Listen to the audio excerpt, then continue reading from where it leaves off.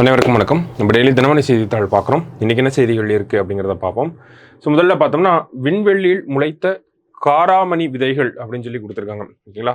சமீபத்தில் இஸ்ரோவால் டிசம்பர் 30, 2024 அன்று PSLV C60 அப்படிங்கிற அந்த ராக்கெட் மூலயமா ஸ்பேடெக்ஸ் அப்படிங்கிற மிஷனுக்கான அந்த விஷயங்கள் விண்ணுக்கு அனுப்பப்பட்டது. அதில் ஒரு பகுதியாக தான் என்ன பண்ணியிருக்காங்க அப்படின்னா, விண்வெளியில் விதைகள் வளருமா அப்படிங்கிறத டெஸ்ட் பண்ணி பார்த்துருக்காங்க.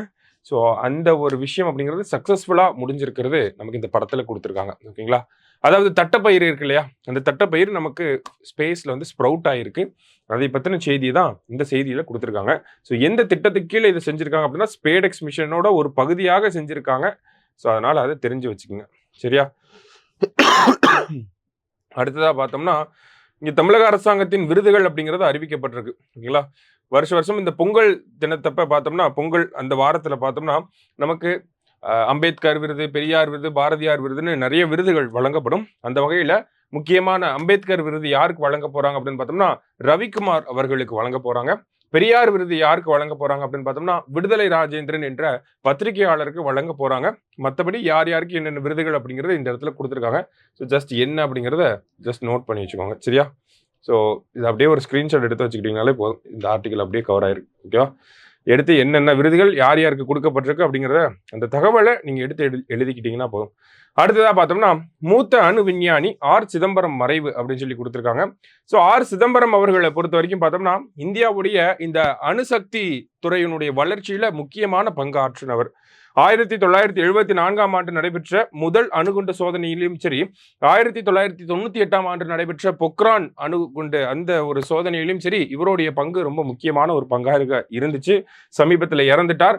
இவருக்கு அரசாங்கத்தை பொறுத்த வரைக்கும் பார்த்தோம்னா, 1975 ஆண்டு பார்த்தோம்னா பத்மஸ்ரீ விருது கொடுத்து கௌரவிச்சிருக்காங்க. 1999 ஆண்டு பத்ம விபூஷன் விருது கொடுத்து இவரை கௌரவிச்சிருக்காங்க அரசாங்கம். சரிங்களா? இவரை பற்றின செய்திகளை பார்க்குறோம். இறுதியாக பார்த்தோம் அப்படின்னா, நமக்கு நாட்டினுடைய பள்ளிகளில் 57% மட்டும்தான் கணினி வசதி அப்படிங்கிறது இருக்கு. ஓகேங்களா? ஸோ இந்தியாவில் இருக்கக்கூடிய பள்ளிகள் சார்ந்த ஒரு கணக்கெடுப்பு அப்படிங்கிறத யுடிசி ரிப்போர்ட் அப்படின்னு சொல்லுவாங்க.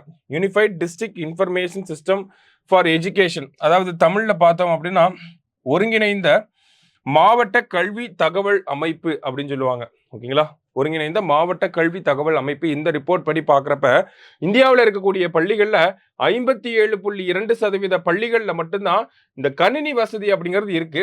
இதில் 53% பள்ளிகளில் மட்டும்தான் இணையதள வசதியே இருக்கிறதாக நமக்கு சொல்லியிருக்காங்க. ரொம்ப முக்கியமான ஒரு டேட்டா. சரிங்களா? இந்த டேட்டாவில் நம்ம மெயின்ஸ் பாயிண்ட் ஆஃப் வியூவில் யூஸ் பண்ணிக்கலாம்.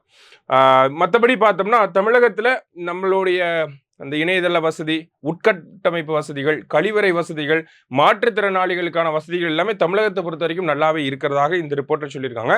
ஆனால் இந்தியா அளவில் பார்க்குறப்ப இந்த உட்கட்டமைப்பு வசதிகளே நிறையா சிரமங்கள், பிரச்சனைகள் இருக்கிறதாக சொல்லியிருக்காங்க. குறிப்பாக மாற்றுத்திறனாளி மாணவர்களுக்கு பள்ளிகள் இன்னும் அணுகக்கூடிய அளவில் இல்லை, ஆக்சசிபிளாக இல்லை அப்படிங்கிறத இந்த இடத்துல நமக்கு சொல்லியிருக்காங்க. சரியா? ஸோ மற்றபடி பார்த்தோம்னா, இன்றைய செய்தித்தாளில் இருந்த முக்கிய செய்திகளை பார்த்துருக்கோம். நன்றி. சுரேஷ் IAS அகாடமி வெற்றியின் முகவரி.